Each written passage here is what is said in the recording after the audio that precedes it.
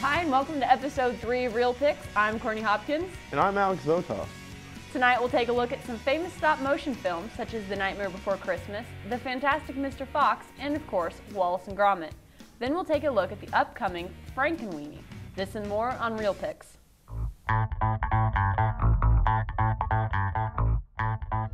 have a feeling we're not in Kansas anymore. No. I am the Father. You shall not pass! First off, we have the film characters that started it all, Wallace and Gromit. First created in 1979 by Nick Park, Wallace and Gromit didn't have their first feature-length film until The Curse of the Were-Rabbit in 2005. The duo have an anti-pest business where they relocate pesky rabbits out of people's gardens. When an attempt to brainwash the rabbits away from veggies goes awry, Wallace and Gromit have to deal with a beastly bunny to save the day and get the girl. Oh, come on, Gromit. A bit more alluring.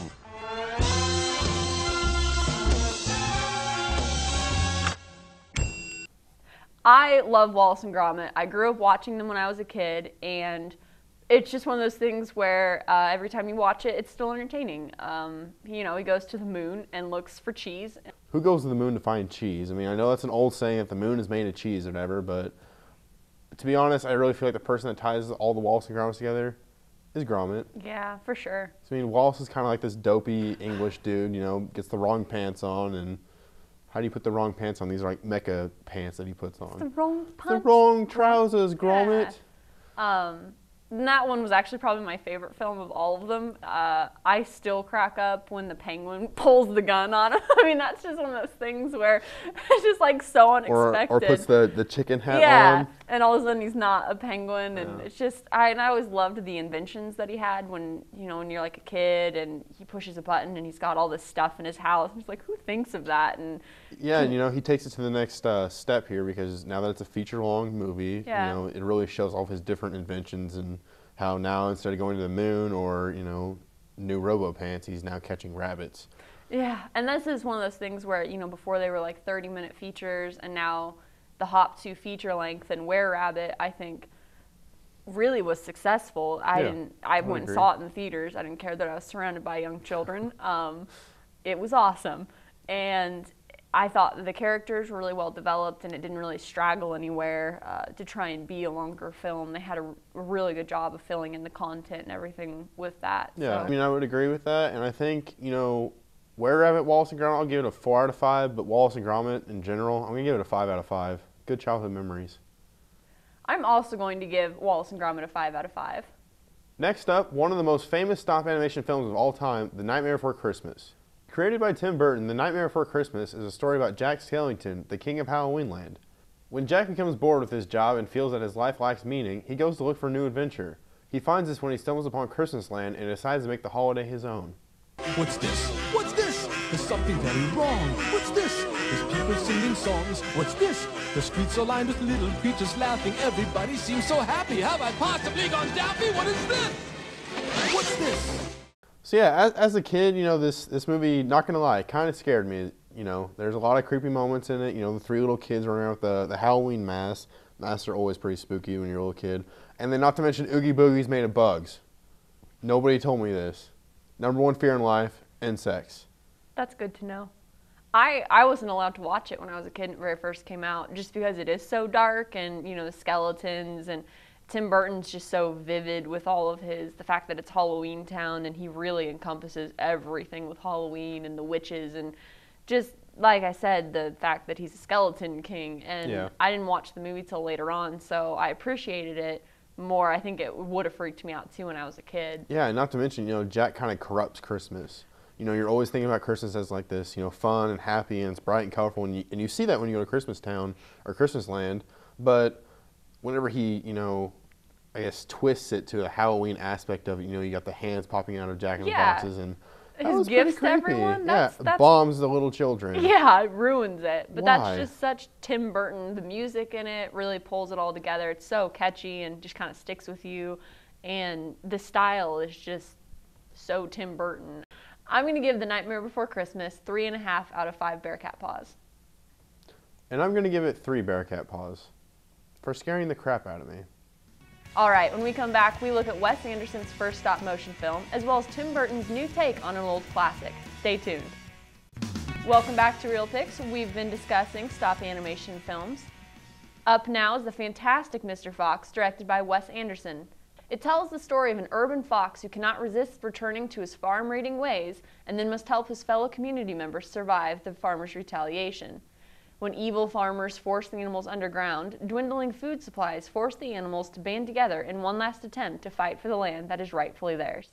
Your comments are valuable, but I'm going to ignore your advice. The cuss you are. Are you cussing with me? No, you cussing with me? Don't cuss and point You're at me. gonna cuss with someone, you're not gonna... Just by the tree. Okay. I like Wes Anderson a lot, but Fantastic Mr. Fox was probably not even in my top 3 favorite Wes Anderson films. It was good, it was funny, but I just, the pacing of it wasn't quite what I was expecting. I don't know, it kind of started out strong and hit this mid-slump, and Yeah, I do remember that. It picked up at the end, and it turned out pretty good, but at the same time, I don't know, just, you know. Yeah, I mean, it was definitely a good attempt to go into the whole stop animation aspect of it. I don't think that it was quite clay animated, it's more like puppets. But anyways, you know, it was a good attempt at doing that. You know, he has all the familiar actors like Owen Wilson and George Clooney and everyone else that's usually in his films. Bill Murray's always there. And, you know, I thought it was pretty decent, but like you said, I don't think it really quite followed what his legacy is known for and that kind of humor. But I mean, it brought some of like the camera angles and how he kind of cuts around between things, the quick whoosh, whoosh. That was in there. I mean, you could tell that it was a Wes Anderson film. Yeah. I just didn't think that the plot itself or the writing, I don't know, something about it just wasn't as well done to me. So what kind of bugs me is that certain animals were only characterized. Like, you know, Mr. Fox and all the other woodland creatures that he's friends with. What about the chickens? They're going into this farmer's coop, killing the chickens and bringing them back. Why weren't the chickens characterized? I feel like they would have had a way different, you know, take on the situation had they had a say in things. that's very true. And I don't think like the rabid beagle really had much of a... True. I mean, he was just like bark, bark, bark. No, hey, dang fox, what are you doing? Yeah. You know, I never really had thought about the chickens, but that's a very valid point. I think my favorite part of it though was the possum with the crazy eyes. Every once in a while, they just go straight rain, and he just. And they got to snap him back into it. I literally lost it every single time they cut to that frame. I liked the tail being a necktie and all that, and like how he just had like the bandage on his butt. Yeah. I mean, they were funny, and like actually, you know, the pine cone bombs were probably my absolute favorite. When he just like lights one and throws it, and it's like, what? That makes no sense. Yeah, it but kind of goes back to like you said, like with the chickens. Like, why are these pine cones bombs, and why do these chickens not have emotions, but the fox has all of his? And since I'm a fan of Wes Anderson, but this wasn't quite my favorite, I'm going to give it a 4 out of 5 Bearcat paws. I give The Fantastic Mr. Fox 3 out of 5 Bearcat paws. Moving on, we have Frankenweenie. This tells the tale of a young boy whose pet dog gets hit by a car. He decides to bring him back to life the only way he knows how. But when the bolt-necked monster wreaks havoc and terror in the hearts of Victor's neighbors, he has to convince them, and his parents, that despite his appearance, Sparky's still the good, loyal friend he's always been. First released in 1984, Tim Burton is in the production phases of remaking a stop animation version of this film.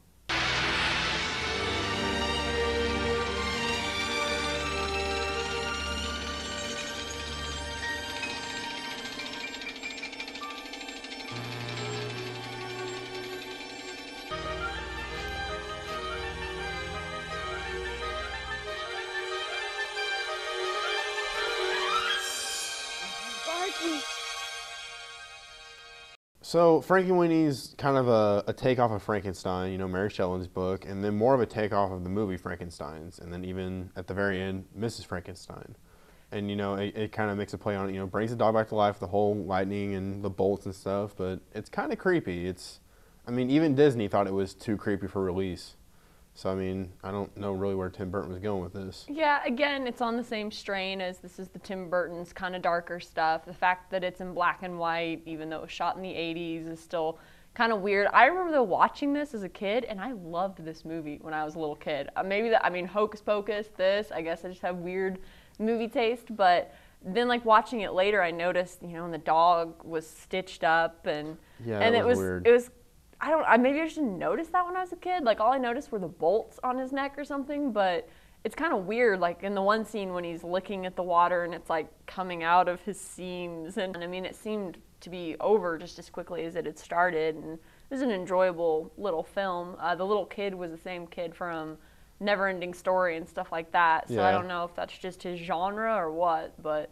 Yeah, I mean, you know how I said it's kind of enjoyable because it's, you know, 30 minutes or whatever, and with this remake, it's going to be a feature-long movie, so it's going to be interesting to see how they either draw out the storyline of it all, or they try to add certain stuff in, and then the idea that they're going to take it from a real-life scenario to now it's going to be animated. And that's, yeah, it's kind of, well, and it's going to be the stop motion again, because apparently that's Tim Burton's favorite thing. Yeah. And that's definitely his thing, but... It's not broke, don't fix it.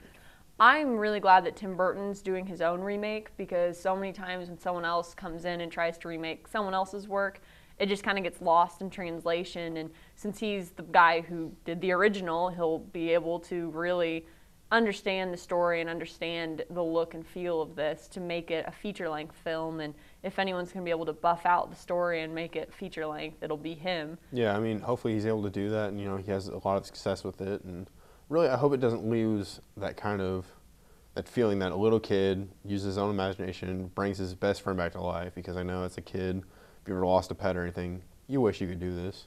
Yeah, but, for sure. Recapping, Wallace and Gromit was, you know, good stuff. Lots of family fun, you know, good childhood memories. Nightmare Before Christmas was, you know, it was good, but it kind of scared us.